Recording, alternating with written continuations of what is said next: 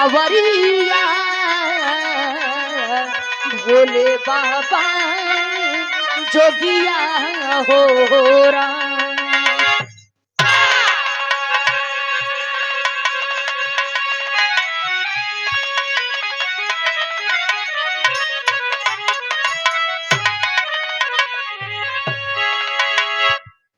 गौर करेंगे बाबू, एक बात हमेशा याद रखिएगा कि कौना बात का आदमी घमंड करी। दुनिया में जाइल होकरा कि आज न तो काल दुनिया छोड़ करके जाए के बाद। लेकिन एक ऐसे संत की कहानी आप लोगों के बीच में हम प्रस्तुत करे जा रहल बानी, क्योंकि आज हम लोग एक बहुत ही बड़े महान संत के प्रांगण में उपस्थित हुए हैं। जे जौना दिने घमंड कैलस बाबू, वही दिन से वो इंसान के प्रगति रुक गई, वो आदमी कबो आगे ना बढ़ पौलस। वो कहानी केकर हो, आप लोग जरा गौर करिएगा, भूमिका से ही शुरुआत है। कैसे मास्टर?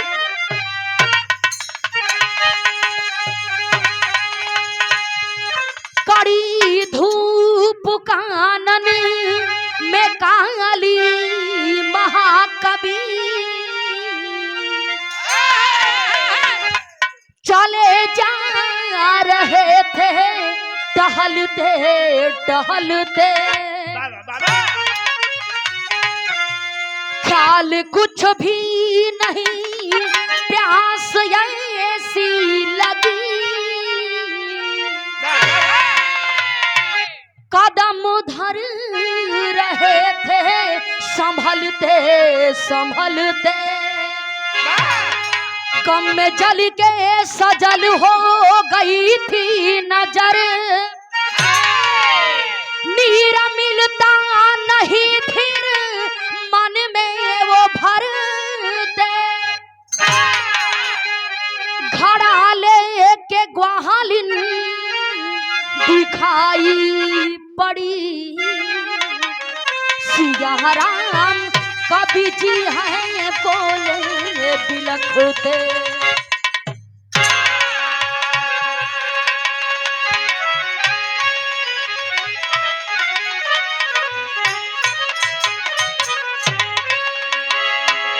गौर करेंगे बाबू, दुनिया के एक महान कवि जिनका नाम है कालिदास, जो मूर्खों में मूर्ख कवि, जौने डार पर बाबू बैठलन वही डाड़ के काटत रहलन।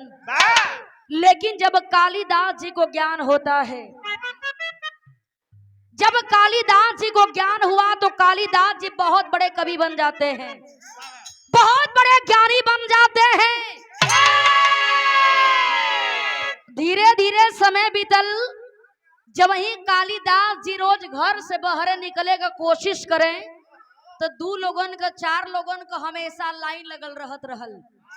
कालिदास जी अपने मन ही मन विचार करत होन कि बाहर मालिक, लगत बा कि हमरो भाग्य खुलिए गईल हो। जब हम मूर्ख रहलिन तो हमके केहू पूछे के तैयार ना रहल, लेकिन दुनिया के कोने कोने से लोग चल करके आज हमरा के देखे खातिर आवत हुवन। कालिदास जी अपने मन में यह गुनान करत हुवन और कालिदास जी को बहुत बड़ा अहंकार हो जाता है, बहुत बड़ी यार घमंड हो गई। जब कालिदास जी के घमंड भइल बा, ए बाबू सोचत हुवन कि खाली घरवे में रहले से पता न लगी, अब देखे कालिदास जी का दिमाग कितना काम करत हो। जब कालिदास जी के घमंड भइल तो बड़ी ही सुंदर बात कवि जी लिखले हुवन। एक लाइन गजल का अंदाज है मास्टर।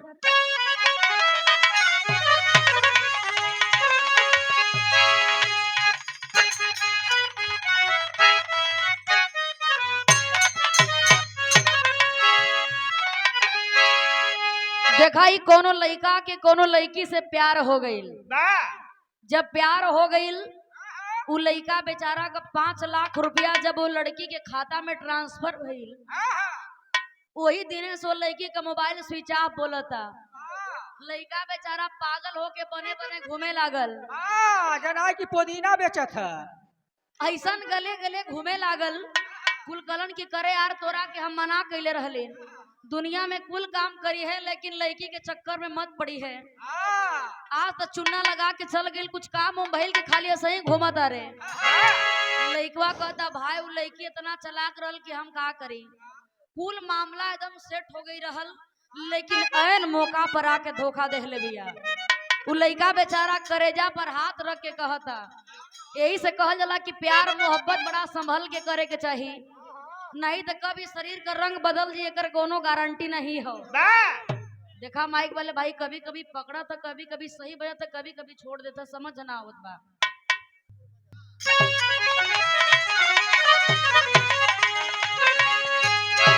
अरे इतने है करीब,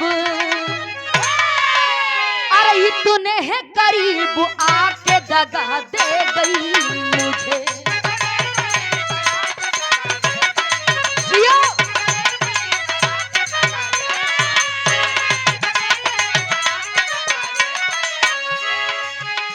इतने करीब आके दगा दे गई मुझे,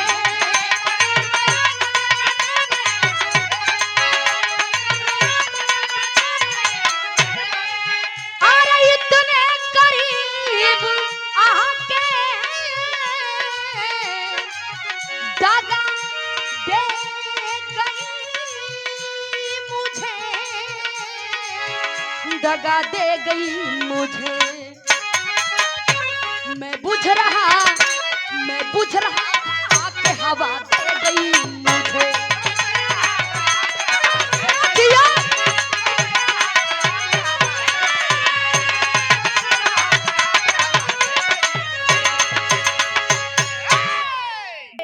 अभी अभी सम्मान किया मंड के ऊपर कवि जी बड़ा सुंदर बात लिख रहा है, कहना है क्या,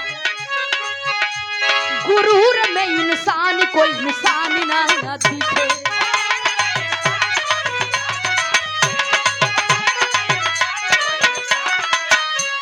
गुरूर में इंसान कोई इंसान ना दिखे,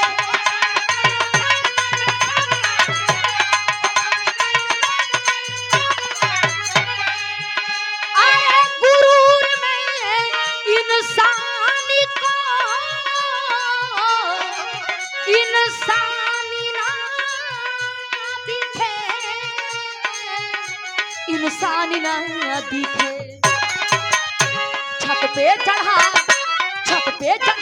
ऐसे मकानी ना दिखे।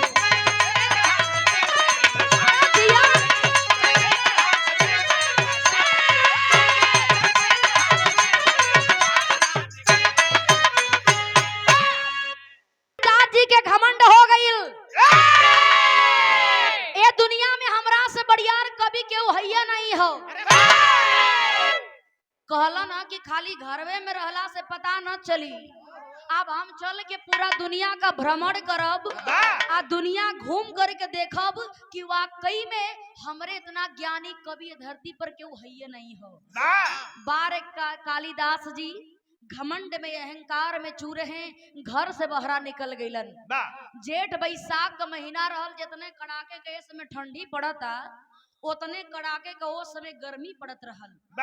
घर से निकल करके जब ही कुछ दूरी पर गईलन, हाँ देखें बड़ा बेजोड़ कालिदास जी को प्यास लगी है। जब प्यास लगल, एक सामने जंगल दिखाई देत बा, वो जंगल में जाके चारों तरफ घूमलन, लेकिन कालिदास जी को एक बूंद भी कहीं पानी नहीं मिला। जब पानी नहीं मिलल, ए बाबू कालिदास जी सोचत हुन कि पानी न मिली तो हमार जान भी चल जाई। एगो पेड़ के छाया में बैठल हुवन, सोचत हुन कि तारू सुखाता, अब पानी ना मिली तो बड़ा दिक्कत हो जाई। तब तक उहे रास्ता पकड़ करके एगो ग्वालिन सर पर घड़ा लेकर के जात रहल। कालिदास जी देखलन तो उनकरा जान में जान पड़ल ह। कहलन कि लगत बा कि औरत दिखाई दे देहलस, तो लगत बा कि पानी मिलिए जाई। देखें बाबू, कालिदास जी कहते हैं कि जरा हमें पानी पिला दो, यदि तुम्हारे घड़ा में पानी है तो हमें पानी पिला दो। ग्वालिन कहे लगल कि मैं पानी जरूर पिलाऊंगी, लेकिन इससे पहले आपको एक काम करना पड़ेगा। क्या कही मास्टर?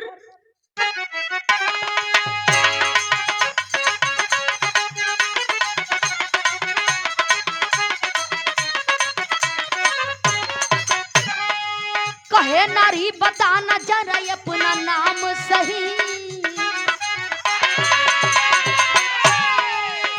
ए नारी बता न जरा अपना नाम सही, कहे काली पथ कहूँ मान लो पहचान यही।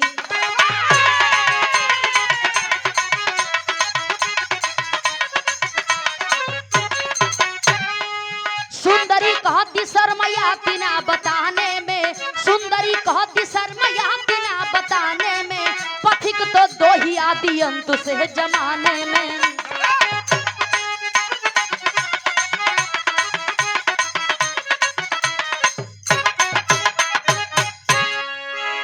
कालिदास जी से ग्वालिन कह दिया कि मैं पानी जरूर पिलाऊंगी, आपको पानी जरूर पिलाऊंगी, लेकिन इससे पहले एक काम करना पड़ेगा।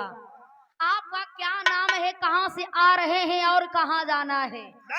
यदि आप अपना नाम बता देंगे तो मैं खुशी खुशी आपको पानी पिला दूंगी। कालिदास जी घमंड में अहंकार में चुरकलन के हेकर देखा है मेहरारू फेहरारू का जाता हमरे सामने कह दिया कि अपन नाम बतावा। ऐसा लगत बा कि हमार बॉस ये का कलन के भी के पते ना कि हम कोनो हल्का फुल्का आदमी थोड़े है। कालिदास जी पूरा घमंड में चूर हुवन। घमंड में चूर होके कलन की सुनो, तुम हमारा नाम जानना चाहती हो ना?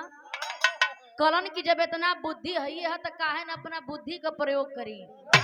कालिदास जी कलन की हाँ तुम हमारा नाम जानना चाहती हो तो ध्यान से हमारी बात को सुनो। मेरा नाम पथिक है, मेरा नाम पथिक है, और हमें पथिक समझ के पानी पिला दो। ग्वालिन कह दिया कि तुम्हारा नाम पथिक है। पथिक माने बाबू राही होता है जो चलते रहते हैं। ग्वालिन कहे लागल जैसे वो हमेशा जूता पहन के चलत रही का भैया। ग्वालिन कहे लागल कि दुनिया में खाली दुइये गो पथिके हुवन, तू तीसरा पथिक कहां से? तू अपने आप के पथिक कहता रहा, लेकिन ये दुनिया में खाली दू गो पथिक हुवन। ये बात के सुन करके कालिदास जी कलन की ढेर बड़का तू बकवास मत करा, हमरे सामने बड़का तू ज्ञाता मत बना। हमार नाम पथिक बा, हमके जल्दी से पानी पियावा, तू आपन रास्ता देखा, हमके आपन रास्ता देखे दा। ये बात के सुन करके ग्वालिन कहे लगल कि कान खोल करके हमारे बात को सुन लीजिए। इस दुनिया में केवल दो पथिक हैं, और दो पथिक कौन कौन से हैं मैं आपको बताने चल रही हूँ। ग्वालिन कहे मास्टर यहाँ गीत लगल हो, कौन गीत बा?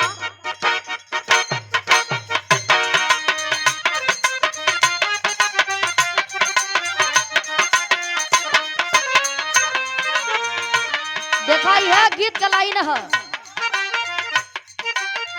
देखा ही कोनो दुल्हन गर्मी के मौसम में बड़ी परेशान हो, अपने सैया से कह दिया कि तू तो हमेशा बाहर में रह के खाली कछवे पर रात बिता लेता रहा, लेकिन घर में हमारा बड़ी दुर्गत होत बा। कहे का रतिया होले गर्मिया ना डोले पवन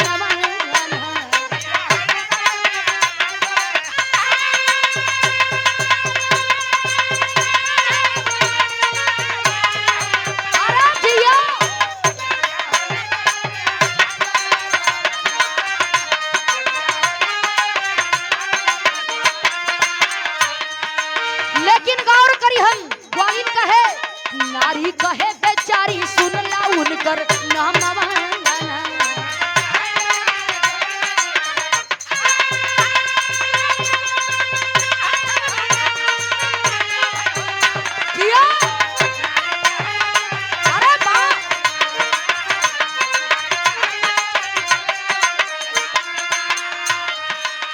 कहे कि कान खोल के हमारा बात सुन ला।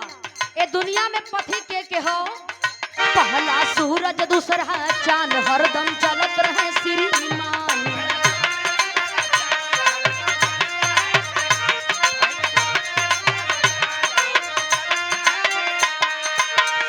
और मुंशी बन के नमस्ते प्रणाम हो। ग्वालिन कहा दिया कि दुनिया में दो पथिक के हो, पहला सूरज दूसरा चांद हरदम चलत रहे श्रीमान।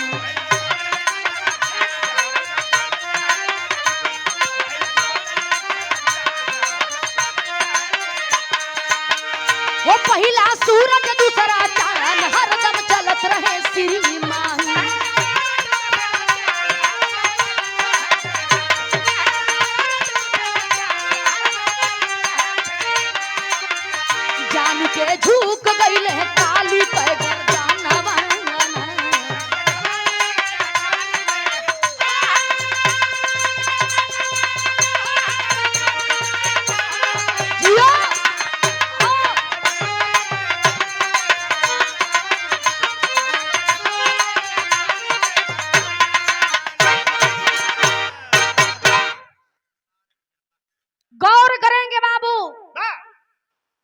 कहे लगल कि कान खोल करके हमारे बात को सुन लीजिए। दुनिया में मात्र केवल दो पथिक हैं, पहला सूरज और दूसरा चांद। आप लोग गौर करिएगा बाबू, लेकिन विज्ञान हमारा बताता है कि सूर्य और चंद्रमा बिल्कुल स्थिर हैं। पृथ्वी चक्कर लगाती है तो दिन और रात होता है। लेकिन गौर करेंगे बाबू, सूर्य और चंद्रमा दोनों स्थिर हैं, पृथ्वी चक्कर लगाती है तो दिन और रात होता है। लेकिन चलला के बाद ऐसा लगेला कि साथे साथे सूर्य भी चल रहल बा, साथे साथे चंद्रमा भी चल रहल बा।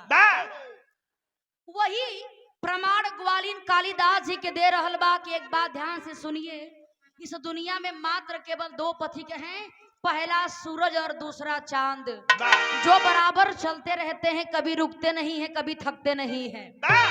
तोरा के 2 मिनट से प्यास लगल बा तो कह तरह कि हमरा के जल्दी पानी पियावा, नहीं तो मर जाई। कह तरह कि हमार नाम पथिक हो। ए बाबू, जब इतना बतिया कालिदास जी सुनलन हा, बड़ा घबरा गइलन। कहलन कि रे बाप रे बाप, इहो कोनो कम माहिर नहीं खे लगतिया। खलन की कोनो बात ना है, हमसे बढ़िया ज्ञानी थोड़ा होई। ये मेहरारू फेरारू के जात एकरे चक्कर में अब हम ना पड़ब। खलन की सुनो, प्यास लगी है, पानी पिला दो। ग्वालिन कहे कि जबले नाम बतैबा नहीं तबले पानी पैबा नहीं। तब कालिदास जी गुस्सिया के कैलन हका मास्टर गीत लगल।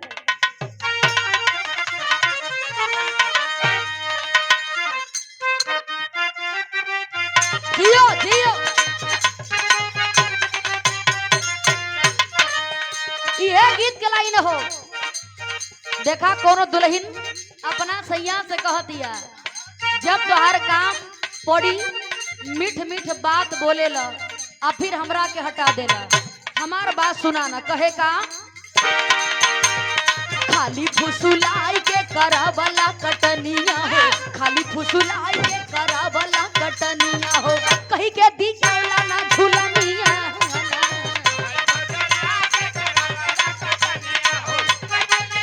जियो जियो,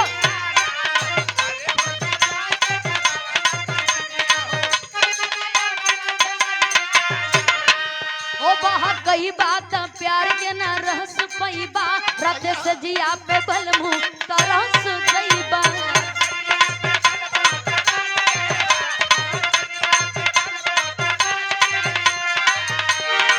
ओ बहुत कई बात प्यार के न रहस पैबा, रात से जिया पे बलमू तरस गईबा। हमारा से चली ना तोहार मन मनिया हो। ई तो गीत हो, लेकिन कालिदास जी कहिन हका काली गुसियाई कई कहले बचनिया हो, ढेर जनी पाना तू गनिया।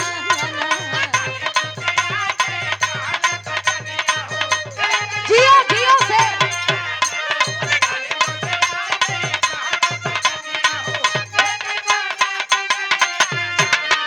वो यही जंगल में तो हर मकान गोरिया, तब समझा हमें मेहमान गोरिया।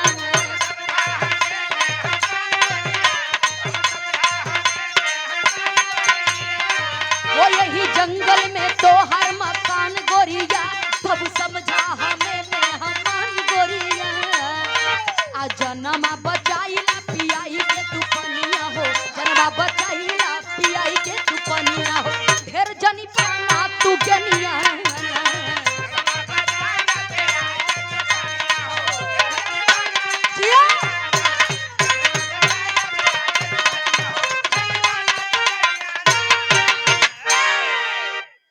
कहानी पर गौर करेंगे बाबू। अब वह लाइनिया फिर आवत था।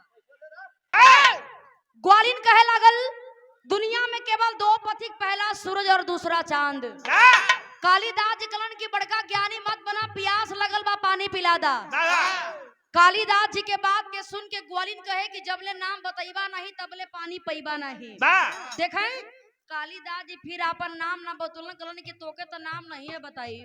अरे हम इतना बढ़िया ज्ञानी आदमी है, तोरे सामने माथा टेकिए ना सकीला। तब देखें बाबू कालिदास जी कलन की सुनो, तुम हमारा नाम जानना चाहती हो तो मेरा नाम मेहमान है, मेरा नाम मेहमान है, और हमें पानी पिला दो तुम अपना रास्ता देखो और हमें अपना रास्ता देखने दो। ग्वालिन कह दिया कि मेहमान तू अपने आप के मेहमान कहता रह, ये दुनिया में खाली दुइये गो मेहमान हुआ, तू तीसरा मेहमान कहाँ से? अब कालिदास जी का कपार खजुआता कि कौने के चक्कर में फसलिए भगवान, कौनो चीज मुंह से निकालत तनी तो कह दिया कि दुइये गो हइये हो। तब कालिदास जी कहलन कि जरा बताओ कि दो मेहमान दुनिया में कौन कौन है? ग्वालिन कहे कि ध्यान से हमारी बात को सुनिएगा। ग्वालिन कहती है मास्टर यहाँ टेरी का लाइन लगल हो।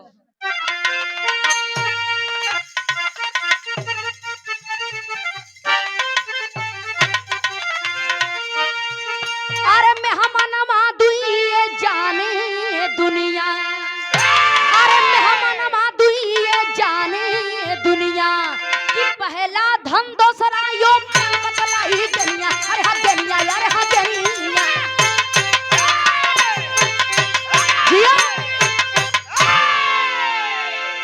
मेहमानमा दुइये जाने दुनिया, पहला धन दूसरा यौवन बतलाई गनिया।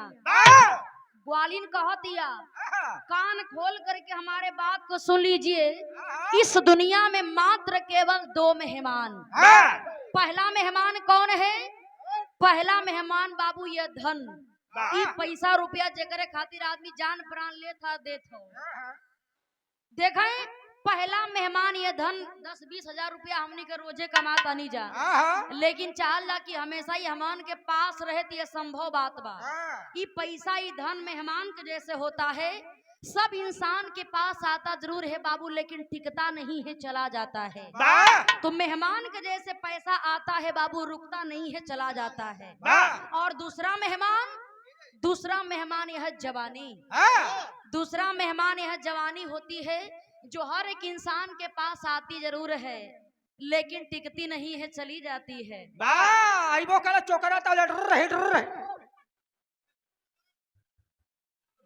तू एक लाइन पकड़ी बात, यहाँ कई लाइन लोग पकड़ा वाला हो। का करवा भैया, इन्हों बेचारू के जवान है इतने चौकरता ही रहल। ये अपन फीलिंग आप लोगों से बताओ थुन। दूसरा मेहमान यहाँ जवानी, यदि उम्र 40 से पार हो गई, बार कितनो रंगत रहा, दाढ़ी कितनो रंगत रहा, लेकिन कुछ होखे दांत टूट गई तो नकली दांत पर काम चलावे के पड़ी, असली दांत वापस अइबे ना करी। आ जब जवानी चल गई तो कितनो रंग पेंट लगावत रहा, रोज मसाज करावत रहा, बुढ़ौती आ गई तो आ गई। तो पहला धन यह मेहमान, पहला मेहमान यह धन और दूसरा मेहमान यह जवानी, जो दोनों मेहमान के जैसे होते हैं, आते जरूर हैं बाबू, लेकिन टिकते नहीं हैं, चले जाते हैं। अब तक कालिदास जी के खोपड़िए काम ना करता, कलन के अरे बाप रे बाप, इहो कोनो छोट मोट आदमी नहीं खे लागतिया, इहो मेहरारू बड़ा पहुंचल फकीर लागतिया। लेकिन कालिदास जी बिना तेल का पकौड़ा होत हुवन, कलन की चाहे कुछ भी हो जाए, हमारो अंदर बुद्धि का भंडार भरल हो।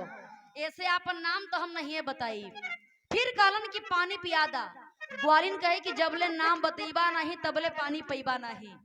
तब कालिदास जी फिर अपन दिमाग लगौलन, ग्वालिन से नाम नहीं बताते हैं बाबू, और करते हैं क्या मास्टर? पहपट कलाई लगल हो।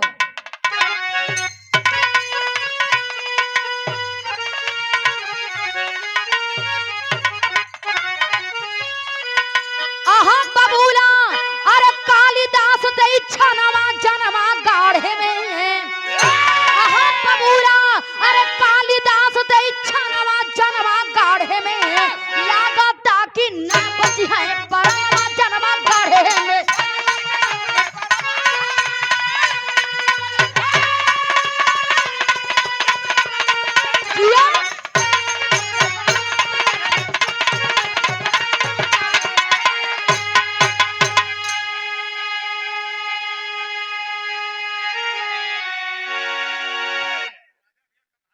हमारी कालिदास जी कलन कि हमारा नाम जानना चाहती हो ना, तो मेरा नाम सहनशील है, मेरा नाम सहनशील है।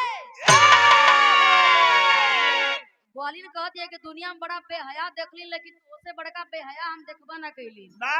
अपन नाम ना बतावत रहा, हमके तरह तरह का बुझनी बुझावत रहा, कहत रहा कि मेरा नाम सहनशील है। 2 मिनट से प्यास लगल बा, प्यास पार सहन होते ना, डिडियात हुआ कि पानी पियावा नहीं तो मर जाए। पीछे से लेला। पर जरा गौर करिएगा, अच्छा तो जे ए लोगन के समझावल ओसे बढ़िया दुश्मन के वहियो ना तो हम ऐसा न कह भैया 10-20 रुपया बेचारू दे तू हम चलिए अपने घरे वो चले अपने घरे। कहानी पर जरा गौर करेंगे। देखिए आखिर में कालिदास जी कलन की मेरा नाम सहनशील है। ग्वालिन कह दिया कि तोहार नाम सहनशील बा। इस दुनिया में मात्र केवल 2 सहनशील हैं और 2 सहनशील कौन कौन है मैं बताती हूँ। देखें बाबू आप लोग भी गौर करिएगा। वह ग्वालिन बड़ी मार्मिक बात बतलाती है। क्या कही मास्टर आल्हा कलाइन से कहना है।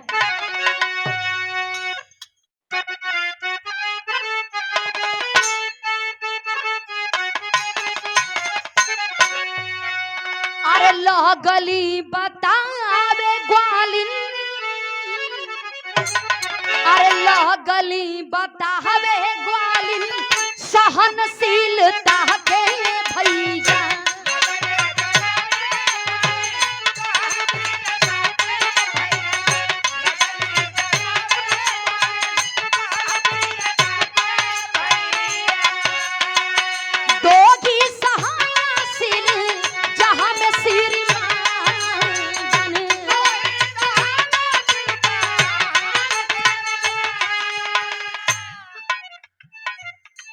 और रईपुरा के धरती से संजय यादव प्रधान जी के द्वारा क्या बात है, एक पुष्पहार दे करके 100 रुपया दे करके सम्मान किया गया। बहुत बहुत मैं प्रणाम करती हूँ। गली बतावे ग्वालिन सहनशीलता के भैया।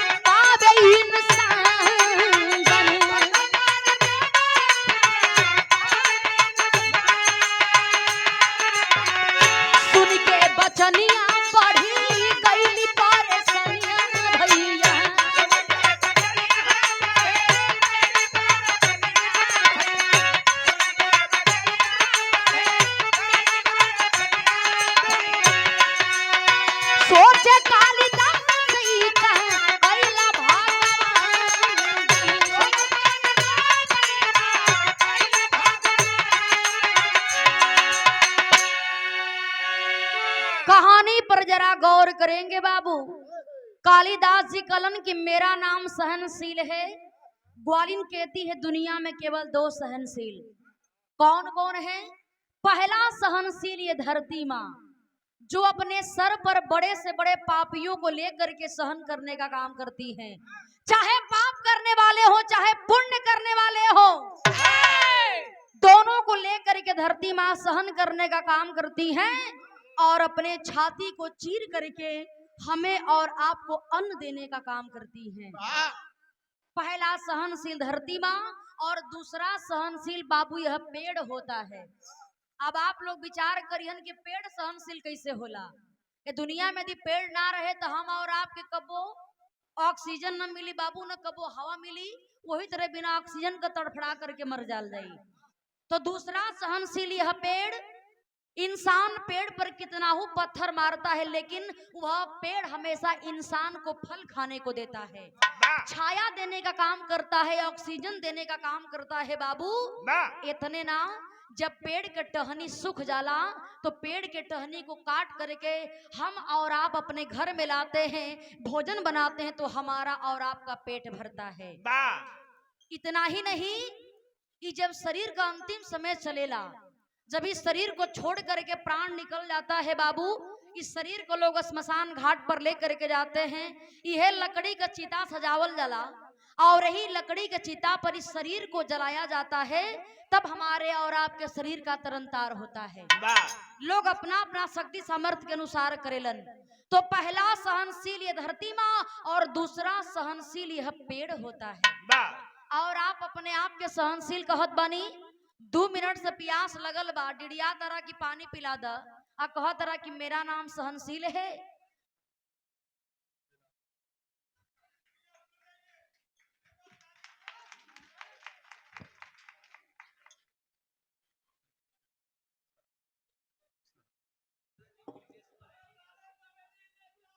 और देखे भैया, नेताजी पैसवा भुला गली ना का अच्छावत नहीं, दोनों इतना बतिया जब कालिदास जी सुनन है बाबू, कालिदास जी का सारा घमंड चूर चूर हो जाता है।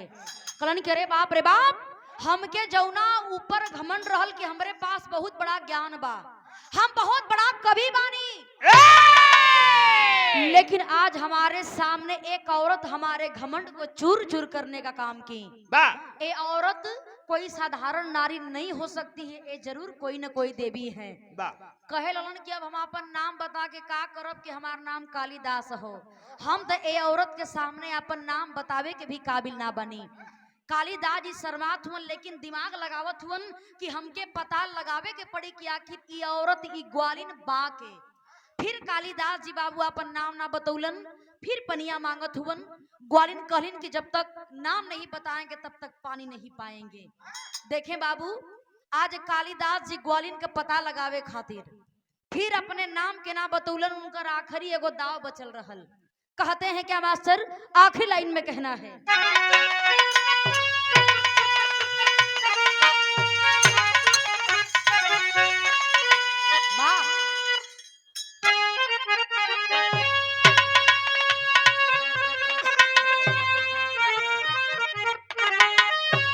कहे हठी हूँ अरे हठ कहे करे लुहर घरी, कहे हठी हूँ अरे हठ कहे करे लुहर घरी, अरे झट से चल दियाली गुजरिया उठा के गगरी।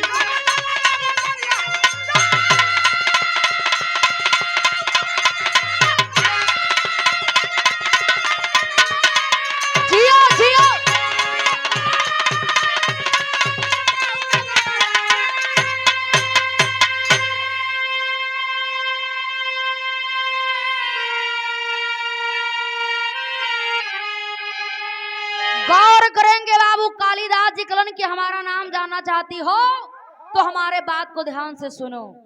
मेरा नाम हठी है, मेरा नाम हठी है। हठी माने बाबू जिद्दी होला, क्योंकि बार बार मने करबा लेकिन जिद्दी आदमी अपने काम करत रहे। कालिदास जी कलन कि मेरा नाम हठी है, हमें पानी पिला दो। ग्वालिन कहे लगलिन कि दुनिया में मात्र केवल 2 हठी हैं। हाथ जोड़ के आप कालिदास जी कलन की देवी आप तो बताइए जा कि 2 गो हठी के हो। ग्वालिन कहती हैं कि दुनिया में केवल 2 हठी। पहला हठी बाबू यह नाखून होता है। तनी आप लोग बिरहा के मेन पॉइंट पर आवाज है। पहला हठी यह नाखून होता है बाबू। नाखून के यदि आप लोग आज भैया आज काट देबा, तनी हर ध्यान रहे, छोड़ी जा दे। नाखून के यदि आप लोग काट देबा, सोचबा कि 2-4-5 दिन के बाद बढ़त, यह संभव बात बा। नाखून को आप लोग आज ही काटेंगे, कल देखबा तो कुछ न कुछ मन परिवर्तन जरूर हो जाला। तो पहला हठी नाखून, नाखून के काटत रहबा, बढ़त रही, मनबे ना करी। हमारा गलती से उचरियो गईल तो कुछ दिन के बाद देखबा तो थोड़ा मोड़ा में से कुछ न कुछ जामिए जाला। तो पहला हठी यह नाखून और दूसरा हठी बाबू यह बाल होता है। बाल के लो आज कटबा चाहे छील देबा, चाहे कहीं कबार हो। अरे मोछ कहत हई, मतलब तो से हम केहू पूछत है काय मन, वो तो मोछिए बतौनी है। यदि बाल के आप लोग यदि आज छील देबा बात बहने हाँ बहने पुत्ती फेंक दे अचाबा के 2-4 दिन के बाद बढ़त ये संभव बात बा। हाँ बाल के आप लोग आज ही कटवा लेकिन कल से वो बढ़े चालू हो जाए। हाँ बाल को काटते रहेंगे छीलते रहेंगे बाल बढ़ता रहेगा कभी हार नहीं मानता है बाबू। लोग कलन की मरले के बाद भी नाखून और बाल अपने प्रक्रिया के हमेशा करत रहेला। तो पहला हठी यह नाखून और दूसरा हठी यह बाल होता है। देखे आखिर में आज इस बात को सुन करके कालिदास जी कलन करे बाप रे बाप हमरा से बहुत बड़ियार भूल हो गई। जा करके ग्वालिन के पैर पर गिर के कालिदास जी कलन की आखिर आप के बानी हमके अपने आप पर बहुत बड़ियार घमंड रहल कि हमरा से बड़ियार ज्ञानी कभी केहू है नहीं हो। वह ग्वालिन कोई और नहीं बाबू, वह ग्वालिन कोई और नहीं बल्कि वो भद्रकाली थी। वो भद्रकाली थी क्योंकि भद्रकाली माँ के कालिदास जी पुजारी थे। भद्रकाली माँ साक्षात का रूप में आकर के दर्शन देती हैं। कालिदास तुम्हें अपने आप पर बहुत बड़ा घमंड अहंकार था कि इस दुनिया में हमसे बड़ा कभी कोई नहीं है। एक बात हमेशा याद रखना और करेंगे बाबू। देखें आप ही लोग सम्मानित लोग हैं, हम कलाकारन के गर्व हैं। आप लोग आराम से आप लोग भी रहा सुने गौर करेंगे बाबू। आखिर में आज इस बात को सुन करके बाबू कालिदास जी कलन की देवी माई हमसे बहुत बड़ियार भूल हो गई। ए बाबू कालिदास जी के बात को सुन करके देखें भद्रकाली माँ कहती है तुम्हें बहुत बड़ा अपने आप पर घमंड था। एक बात याद रख लेना कि आज तुम बहुत बड़े कवि हो तो कल तुमसे भी बड़ा कोई कवि पैदा हो सकता है। किस बात का घमंड करते हो, किस बात का गुरूर करते हो। ए बाबू देखे अपने गलती का क्षमा मांगत हो कालिदास जी और भद्रकाली माँ वहीं से अंतर ध्यान हो जाती हैं। तो आदमी चाहे बड़ा हो चाहे छोटा हो कभी भी इंसान को अपने आप पर अहंकार और घमंड नहीं करना चाहिए। ये 2 दिन का जिंदगी हो कर्म ऐसा करा कि मर गईला के बाद भी लोग आपका नाम सम्मान से ले, यह जीवन का दस्तूर हो। कहानी खत्म भइल, आखिरी लाइन में कहना है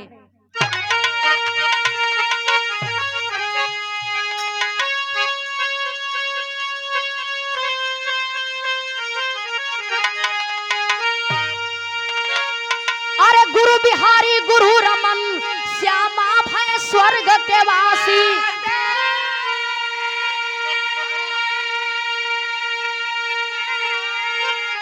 भोला भरत और विश्वनाथ अरे साजंदार अभिलाषी।